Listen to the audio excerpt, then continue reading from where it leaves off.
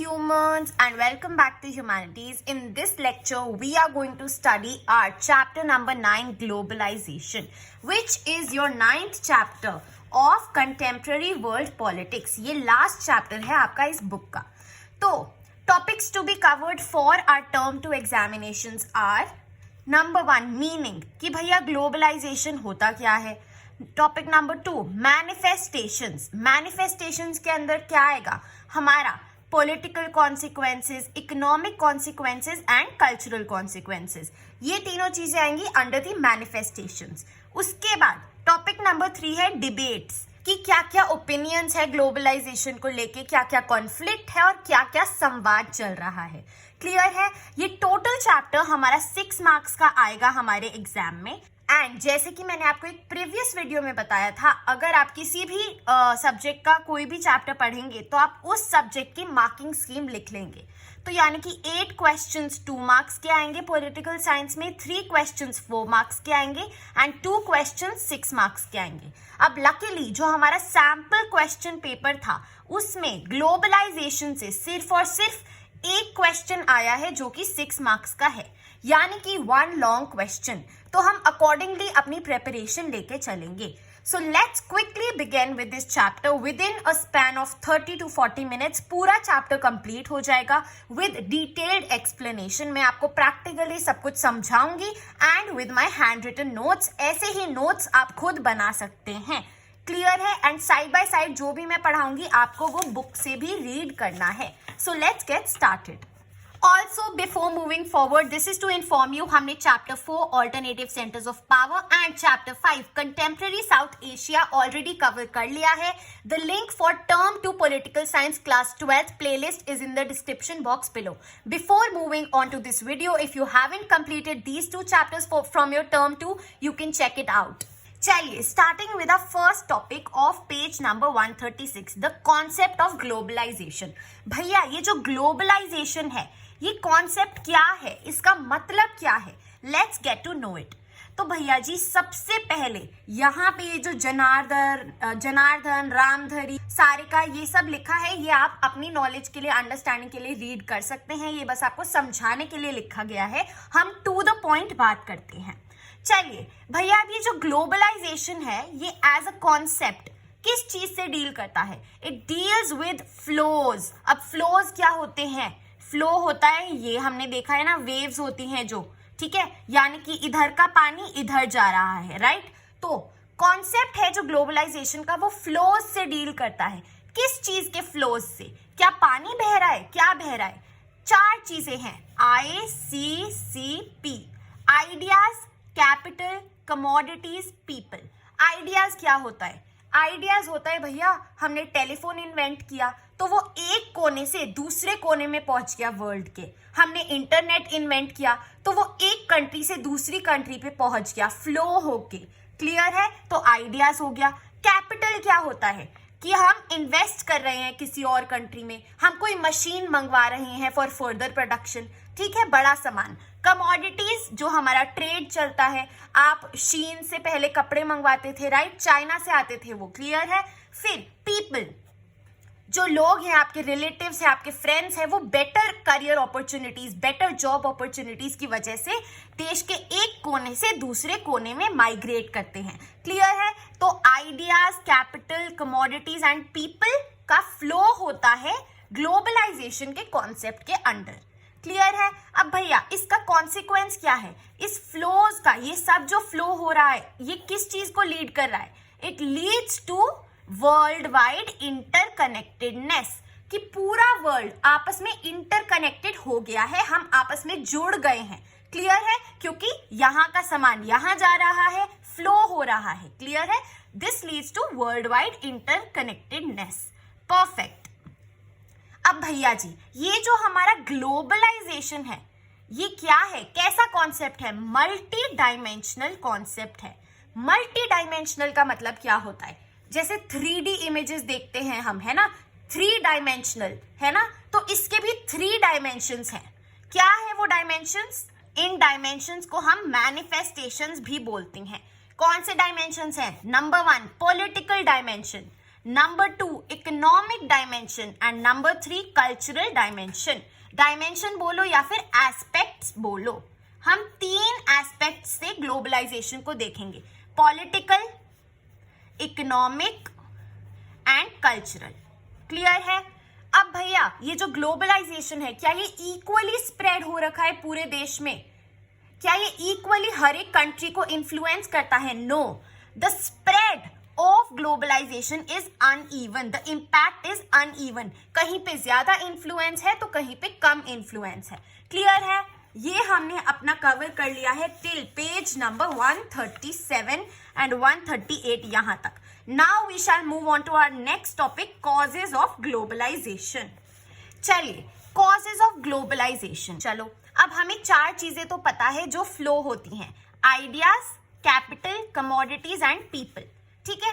अब भैया ये जो चीजें हैं ये तो ह्यूमन हिस्ट्री से होती आ रही हैं, ये कोई नई बात नहीं है। अब आप अगर देखो हड़प्पा के टाइम में तब भी होता था ट्रेड, मेसोपोटामिया से होता था, अपना इराक ईरान से होता था, राइट? ठीक है, तो ये ह्यूमन हिस्ट्री से चला आ रहा है।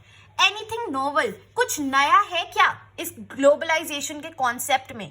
बताइए, जो हम कंटेम्पररी वर्ल्ड में बोल पाए। कंटेम्पररी वर्ल्ड यानी कि आज जिस समय में हम जी रहे हैं उसमें क्या नई चीज आई है, क्या नोवेल चीज आई है हमारे ग्लोबलाइजेशन के अंदर? The new thing is the scale and speed, कि भैया जो स्केल है वो बहुत बड़ा है, ह्यूज है, एंड जो स्पीड है वो बहुत तेज है, बहुत अच्छी रफ्तार है। जिस लेवल से कमोडिटीज और कैपिटल मूव करता है बहुत तेजी से वर्ल्ड के एक कोने से लेके दूसरे कोने तक। क्लियर है? तो क्या चेंज आया है ह्यूमन हिस्ट्री से अब तक? The level of the scale and speed of the flow.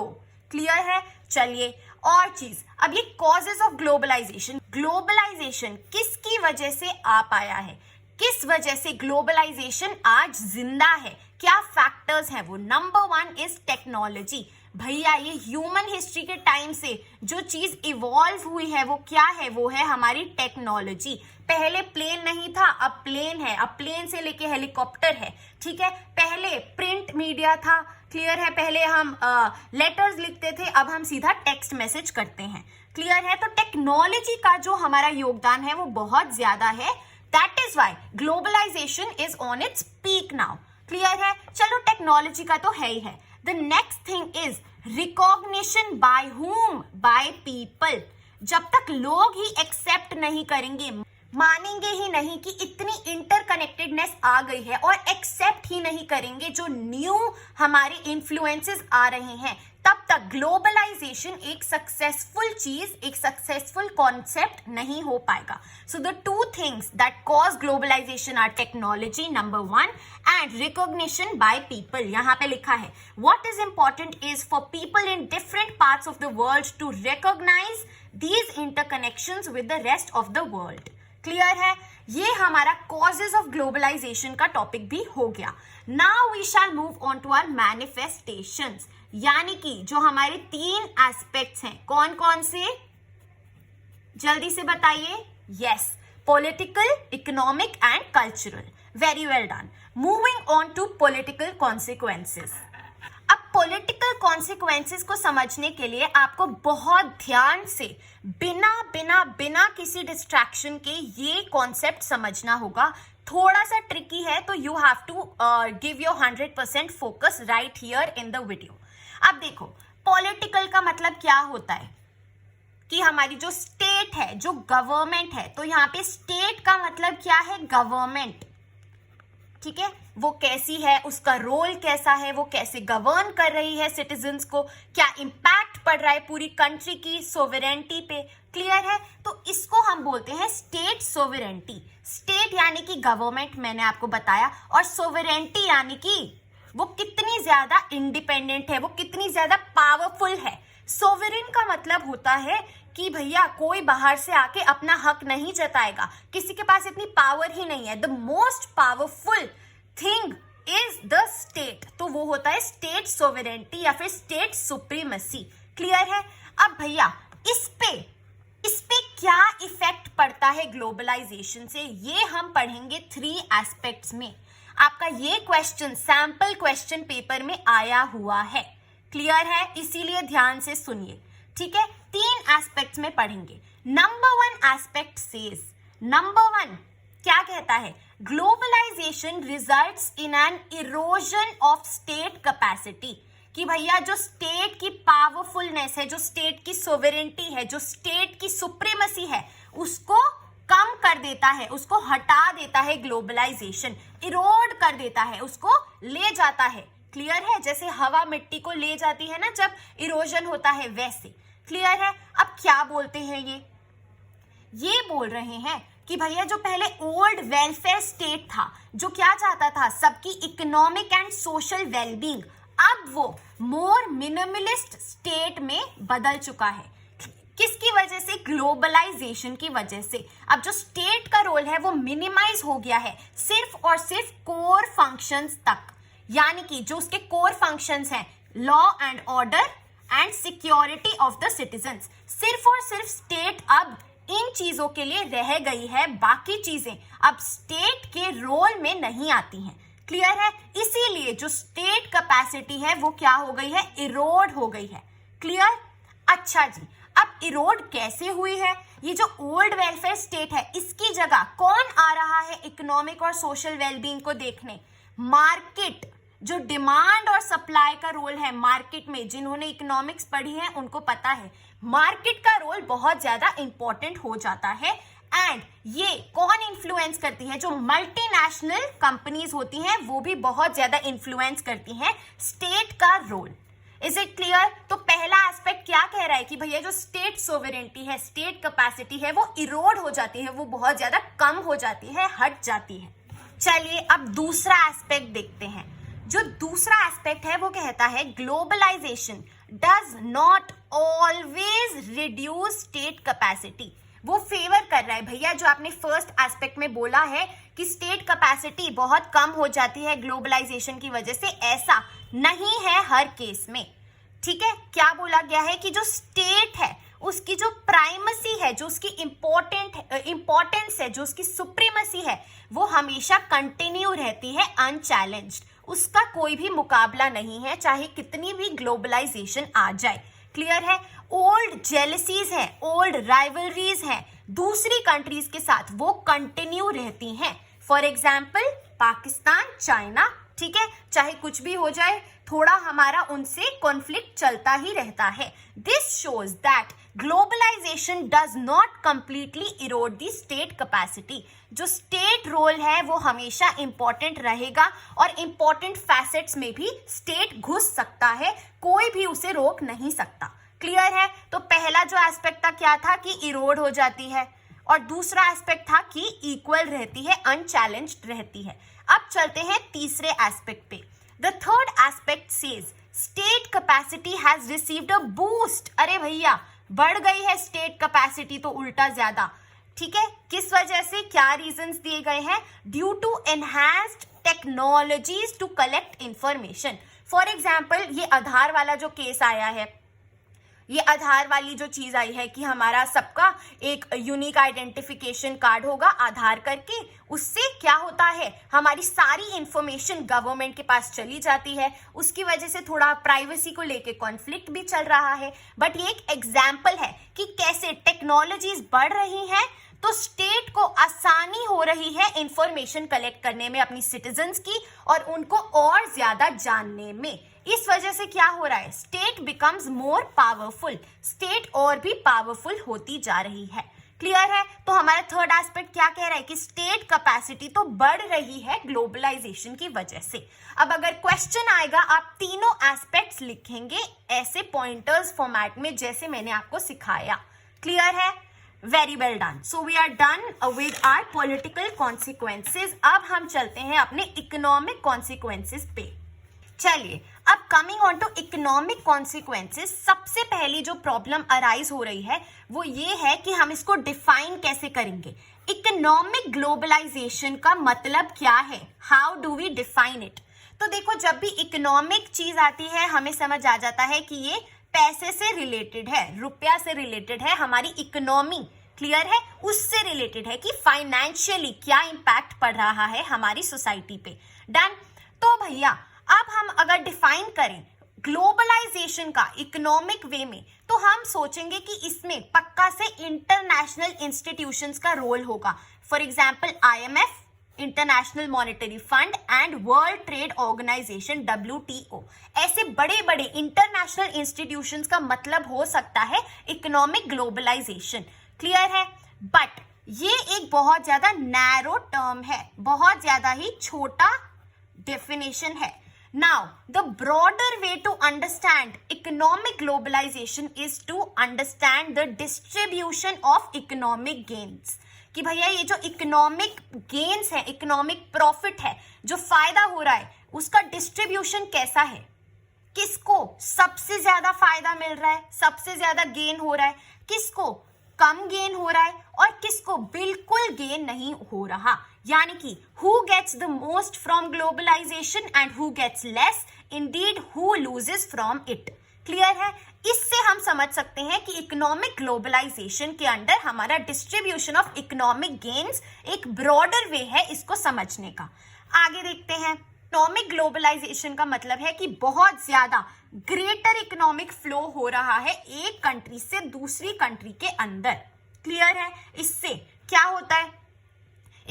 होता है? दोनों कंट्रीज की इकोनॉमी ग्रो करती है, राइट? ट्रेड, हमारा इंपोर्ट एक्सपोर्ट क्या होता है, दोनों कंट्रीज फ्लरिश करती हैं, राइट? दोनों को फॉरेन एक्सचेंज मिलता है. अब ये जो इकोनॉमिक ट्रेड है, ग्रेटर इकोनॉमिक फ्लो है, ये वॉलंटरी भी हो सकता है और फोर्सफुली भी हो सकता है. फोर्सफुली कैसे होगा? बाय इंटरनेशनल इंस्टीट्यूशंस, जैसे कि हमने बात करी, like IMF and world trade organisation and powerful countries like the US. ठीक है? ये इन्फ्लुएंस कर सकती हैं, फोर्स कर सकती हैं डेवलपिंग कंट्रीज को इकोनॉमिक फ्लोज के लिए. तो दो चीजें हैं, वॉलंटरी एंड फोर्सफुल. क्लियर है? अब जो हमारा इकोनॉमिक ग्लोबलाइजेशन है, 4 फैक्टर्स हैं जो हमने शुरू से पढ़े हैं: ideas, capital, commodities and people. अब आइडियाज अगर हम देखें, the spread of internet and computer from the west to the east, ideas है, फ्लो ऑफ आइडियाज है, राइट? उसके बाद कैपिटल. पहले क्या होता था, बहुत ज्यादा ना रिस्ट्रिक्शंस होती थी कि आप जो फॉरेन डायरेक्ट इन्वेस्टमेंट है वो नहीं कर सकते दूसरी कंट्रीज में, बट अब वो रिस्ट्रिक्शंस काफी कम कर दी गई हैं. टॉकिंग अबाउट द कमोडिटीज, बहुत ज्यादा ट्रेड हो रहा है, डे टू डे लेवल पे हो रहा है. जो रिस्ट्रिक्शंस थे, जो टैरिफ्स थे, वो हटा देते हैं ताकि एक स्मूथ फ्लो ऑफ गुड्स हो पाए. After that people. अब जो पीपल हैं उनको अलाउ भी किया जाता है, but the same way guard भी किया जाता है अपने सिटीजन्स को, ताकि उनकी एम्प्लॉयमेंट अपॉर्चुनिटीज ना कम हो पाए. फॉर एग्जाम्पल US का जो वीजा पॉलिसी है, बहुत मुश्किल से वीजा देती है US बाहर दूसरी कंट्रीज के सिटीजन्स को. Why? Because to protect their own citizens. Clear है? तो ये 4 फैक्टर्स हमने समझ लिए अंडर इकोनॉमिक कॉन्सिक्वेंसेस. अब इधर पेज नंबर 141 में एकदम लास्ट में एक लाइन लिखी है, economic globalisation has created an intense division of opinion all over the world. तो भैया हमारा इकोनॉमिक ग्लोबलाइजेशन ने क्या किया है, डिविजन ऑफ ओपिनियन क्रिएट किया है. यानी कि कुछ लोग अलग बोलते हैं एंड कुछ लोग अलग बोलते हैं, एक दूसरे के ऑपोजिट ओपिनियंस हैं.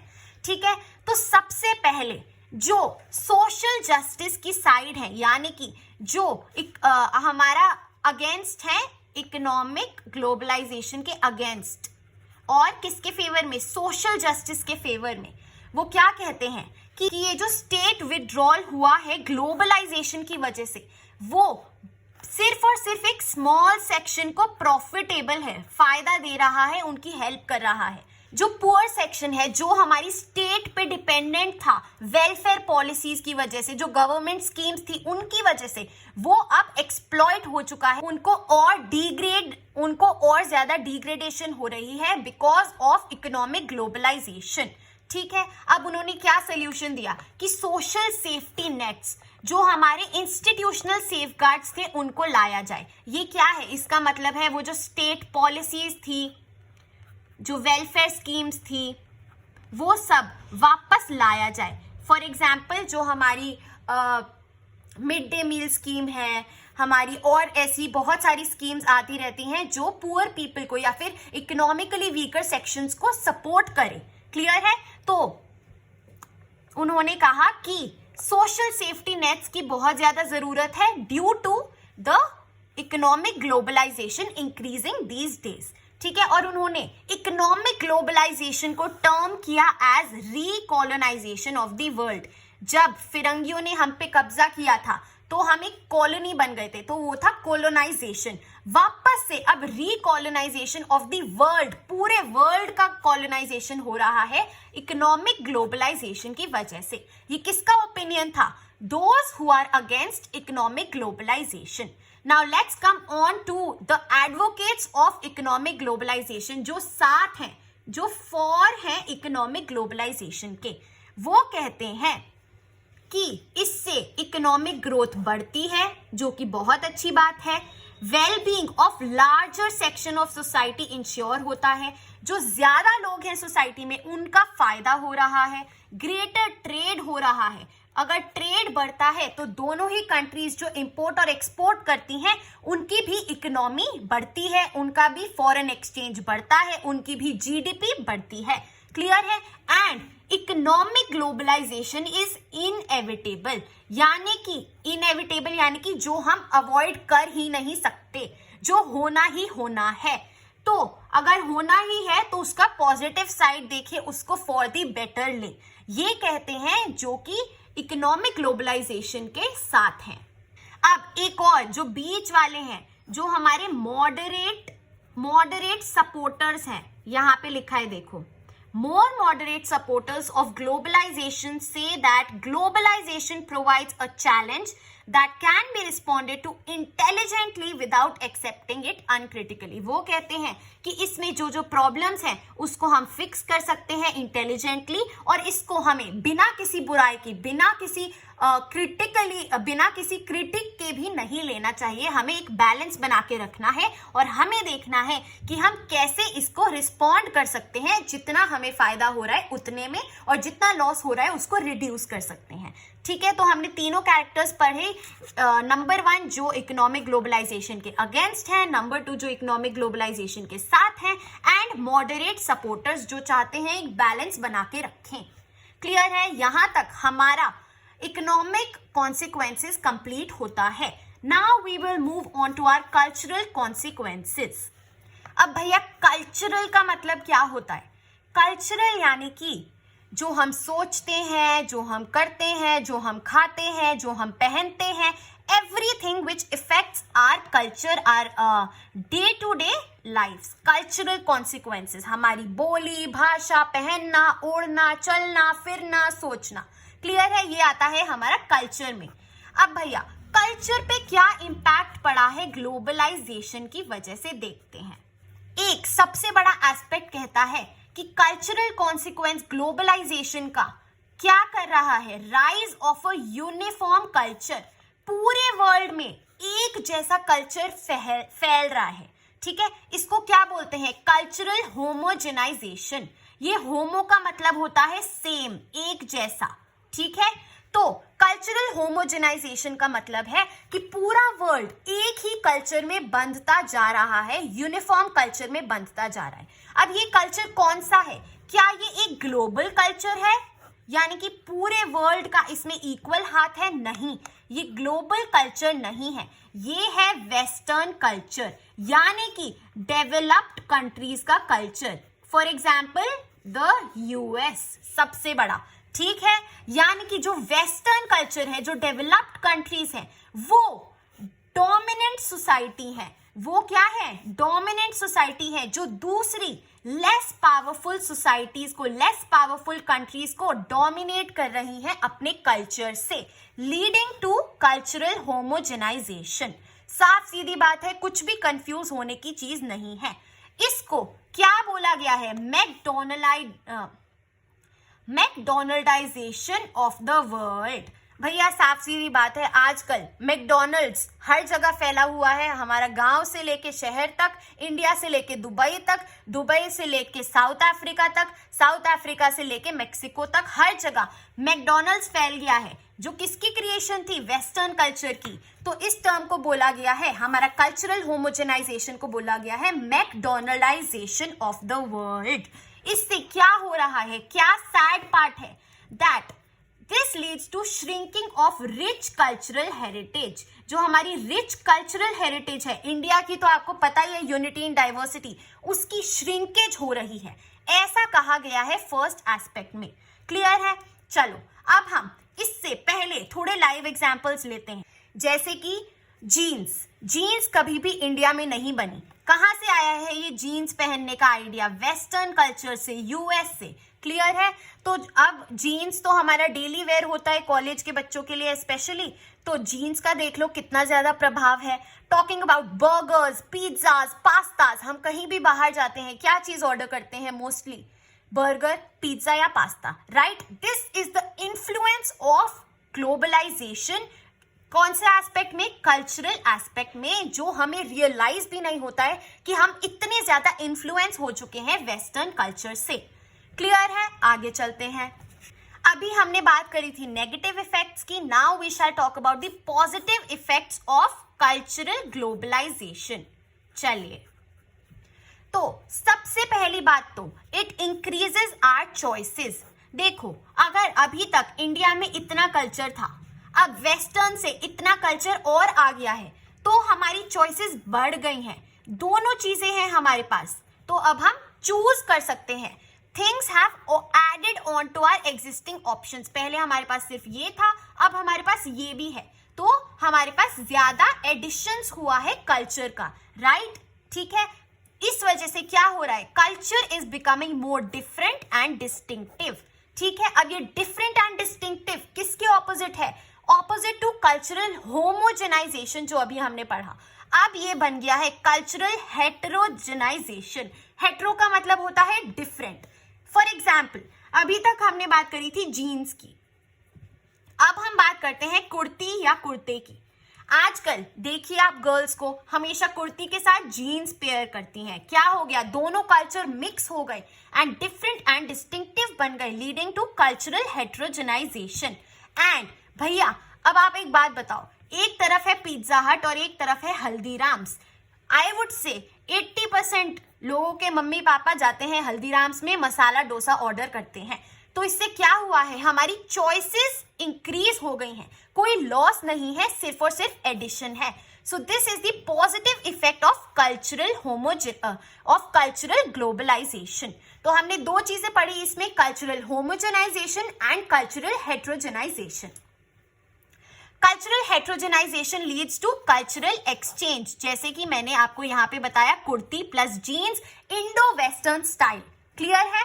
Perfect. Now we shall move to our next topic on page number 144, India and globalization. अब हम इंडिया और ग्लोबलाइजेशन की बात करेंगे कि इंडिया में ग्लोबलाइजेशन कैसे चलता आया है, कैसे स्टेप बाय स्टेप प्रोसेसेस थे, क्या हुआ, कैसे हुआ। तो भैया इसको हम 3 फेसेस में डिवाइड कर देंगे, 1, 2 and 3। Face number 1 was during colonial period, यानी कि जब ब्रिटिशर्स ने हम पे रूल किया बिफोर 1947। तब क्या था? India was a मियर exporter of primary goods and raw materials and importer यानी कि कंज्यूमर ऑफ फिनिश्ड गुड्स। तब सिर्फ और सिर्फ हम ये थे। क्लियर है? यानी कि ग्लोबलाइजेशन तब था, ट्रेड हो रहा था। किस चीज का फ्लो हो रहा था? कमोडिटीज का हो रहा था, कैपिटल का हो रहा था। ठीक है, perfect. Second phase after independence, जब हम आजाद हुए 1947 ऑनवर्ड्स, ये जो हमारा एक्सपीरियंस था फर्स्ट फेज का, इससे डर के हमने क्या किया? हमने नो इम्पोर्ट पॉलिसी कर दी, यानी कि ना हम किसी से कुछ ले रहे थे और ना हम किसी को कुछ दे रहे थे। We focused on being self reliable, कि भैया जो भी हमें चाहिए हम खुद प्रोड्यूस करेंगे एंड खुद अपनी मार्केट इकोनॉमी को बढ़ाएंगे। ठीक है, इसको क्या बोला जाता है? This is known as protectionism. हमने प्रोटेक्ट किया अपनी इकोनॉमी को। This protectionism led to a lot of problems. क्या प्रॉब्लम्स थी वो?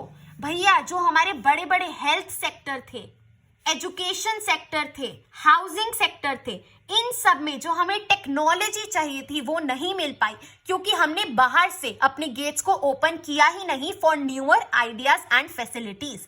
इसकी वजह से जो हमारा ग्रोथ रेट था उस टाइम बहुत ज्यादा ही कम था। So the growth rate was not that great. तो इससे हमें बहुत सारी प्रॉब्लम्स हुई। Moving on to our third phase.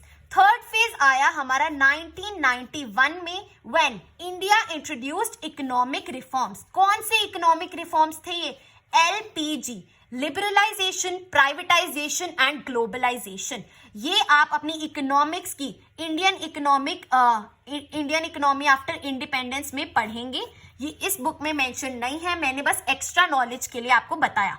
तो 1991 में इंडिया ने एक स्टेप लिया to open its economy through the policy of LPG। इससे क्या हुआ? बहुत सारे सेक्टर्स को डीरेगुलेट किया और इंपोर्ट और एक्सपोर्ट को खोला। Is it clear? So this was all about India and globalization. Now we shall move on to resistance to globalization. Globalization से जो बचाव है, जो ये एंटी ग्लोबलाइजेशन वाला सिनेरियो है, उसके बारे में पढ़ेंगे। And after that the last topic, India and resistance to globalization. Moving on to resistance to globalization. Globalization से बचना, रेजिस्ट करना, किसी चीज को रोकना, यानी ग्लोबलाइजेशन को रोकना। अब ऑब्वियसली हम इसमें क्रिटिक्स की बात करेंगे जो ग्लोबलाइजेशन के अगेंस्ट हैं। अब इसमें दो क्रिटिक्स हैं। नंबर 1 हमारा पॉलिटिकल लेफ्ट। पॉलिटिकल लेफ्ट का मतलब क्या होता है? वो पॉलिटिकल पार्टीज, वो पॉलिटिकल एक्टर्स जो poor sections of the society को सपोर्ट करते हैं, यानी कि लेफ्ट। लेफ्ट का मतलब होता है वो पार्टीज जो पुअर सेक्शंस की साइड है, उनके हित में है। एंड पॉलिटिकल राइट का मतलब होता है वो पार्टीज, वो एक्टर्स जो अपना प्रैक्टिकल बात करते हैं, जो ज्यादा पुअर्स की हेल्प करने में, ज्यादा पुअर्स की तरफ इंक्लाइंड नहीं होते, जो प्रैक्टिकल बात करते हैं, मार्केट फोर्सेस से ड्रिवन होते हैं। ठीक है, तो भैया पॉलिटिकल लेफ्ट यानी कि जो प्रो पुअर है, उन्होंने बोला कि ग्लोबलाइजेशन का मतलब है ग्लोबल कैपिटलिज्म, यानी कि पूरा वर्ल्ड एक कैपिटलिस्ट सोसाइटी में बदल रहा है।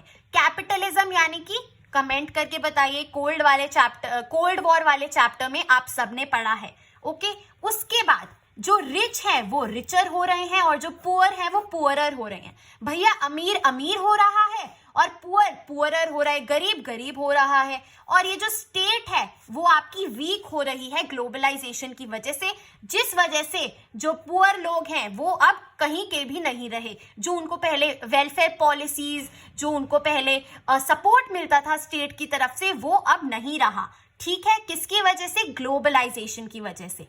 और जो हमारा पॉलिटिकल राइट है वो उनको एंग्जाइटी हो रही है, किसको लेके? Political, economic and cultural consequence को लेके। कैसे भैया? उनको डर है कि पॉलिटिक्स में भैया अगर स्टेट का रोल कम हो गया, यानी कि गवर्नमेंट वीक हो गई, तो हमारा नुकसान हो जाएगा। इकोनॉमिक में वो चाहते हैं कि भैया हम सेल्फ रिलायबल बने, ठीक है, और प्रोटेक्शनिज्म जो था वो वापस आ जाए ताकि हम एक्सप्लॉइट ना हो बाहर वाली दूसरी कंट्री से। एंड कल्चर में वो चाहते हैं जो हमारी एज ओल्ड वैल्यूज हैं, जो चलता आया है, जो ट्रेडिशंस हैं, उनको प्रोटेक्ट करके रखें। जो न्यू जेनरेशन है वो उनको भूले ना। क्लियर है? तो ये रेसिस्टेंस टू ग्लोबलाइजेशन है दोनों तरफ से, political left and political right.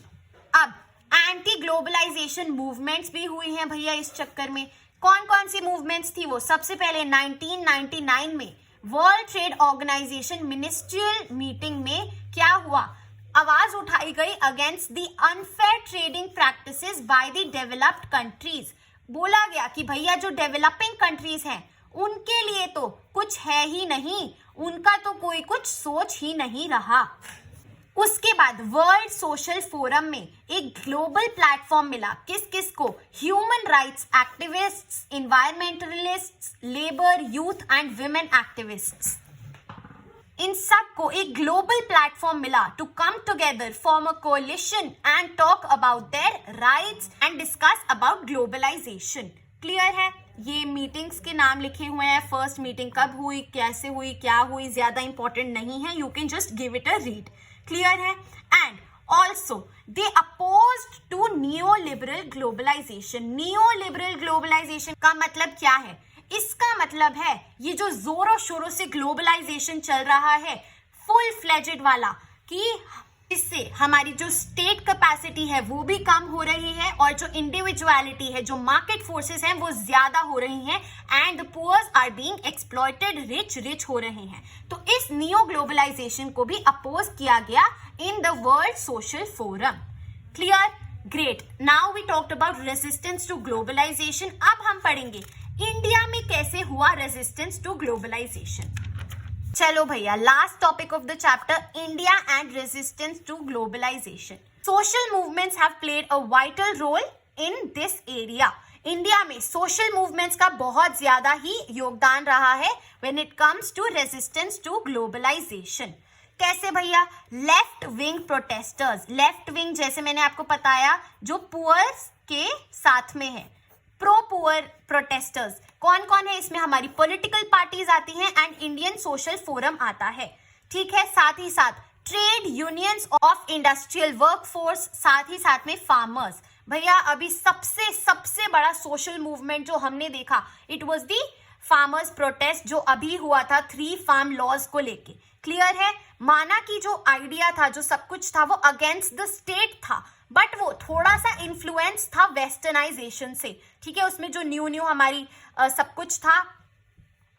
So that is also a case in point, बहुत ज्यादा रेलेवेंट है वो हमारा सोशल मूवमेंट्स को लेके। क्लियर है? आगे देखिए किन चीजों पे प्रॉब्लम हुई इंडियंस को। Patenting of certain plants like Neem bye American and European firms, इस पे भी आवाज उठाई इंडियंस ने।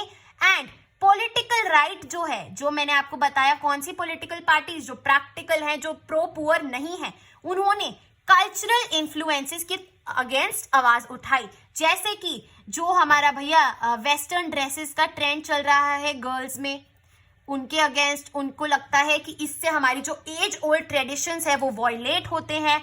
और जो हमारा वैलेंटाइंस डे है, ये सब है, जो हमारे फॉरेन टीवी चैनल्स हैं, नेटफ्लिक्स, ये सब, तो इसके अगेंस्ट पॉलिटिकल राइट को प्रॉब्लम है।